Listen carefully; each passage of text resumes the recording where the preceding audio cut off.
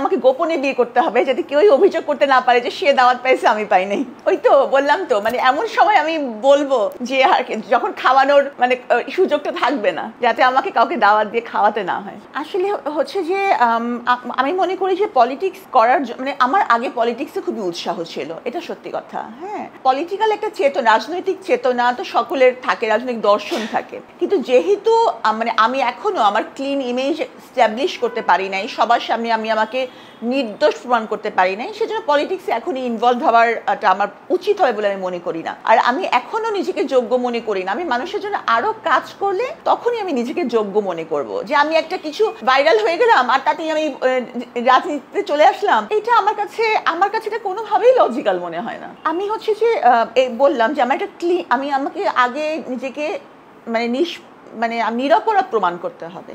এটা যারা আমাকে ব্যক্তিগতভাবে চেনেন, যারা আশেপাশে দেখছেন প্রমাণের ভিত্তিতে, তারা বুঝতে পারছেন।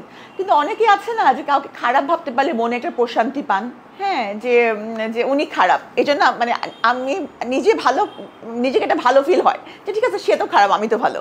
তো এই ফিলিংগুলো থাকেই। তো আমি এখন নিজেকে একটু নিরপরাধ প্রমাণ করতে যদি পারি কখনো, তাহলে রাজনীতিতে আসবো, আর যদি না পারি তাহলে কখনোই না। আর সবচেয়ে বড় কথা হচ্ছে যে আমি আমার বক্তব্য আমার সামাজিক দায়বদ্ধতা থেকে দিয়েই যাব।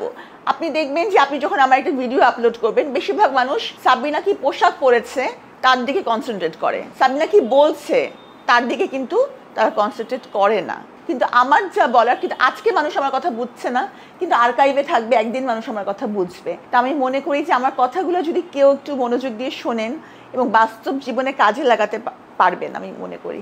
আসলে আমি একটা জিনিস নিয়ে সবসময় আমি নিজে ভাবি এবং আমি চাই মানুষ ভাবুক যে মানুষের প্রফেশনাল লাইফ এবং মানুষের যে ব্যক্তিগত জীবন, তার পোশাক আশাক, তার সাথে খুব একটা বেশি ওটা দিয়ে তাকে জাজ করা উচিত না।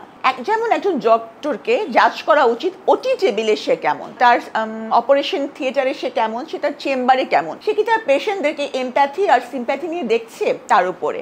তার ব্যক্তিগত জীবনে সে যখন হানিমুন করতে যাচ্ছে তখন সে কি পোশাক পরছে, এটা কিন্তু তার প্যারামিটার হওয়া উচিত না। যদি তা হয়ে যায় তাহলে অ্যাপ্রন পরে অনেকেই কিন্তু জনগণকে বিভ্রান্ত করতে পারবে, আমি এটা ব্যক্তিগতভাবে মনে করি। আরেকটা কথা বলি, আমি আমার best school, best college, best medical college, best medical university থেকে স্পেশালাইজড ডক্টর হয়ে আজকে এখানে এসেছি, এটা আল্লাহর রহমতে আমার অর্জন। আর আজকের যে লাস্যময়ী ডক্টর সাবিনাকে মিডিয়ায় দেখা যায়, সেটা আপনাদের সৃষ্টি, সেটা কিন্তু আমি না।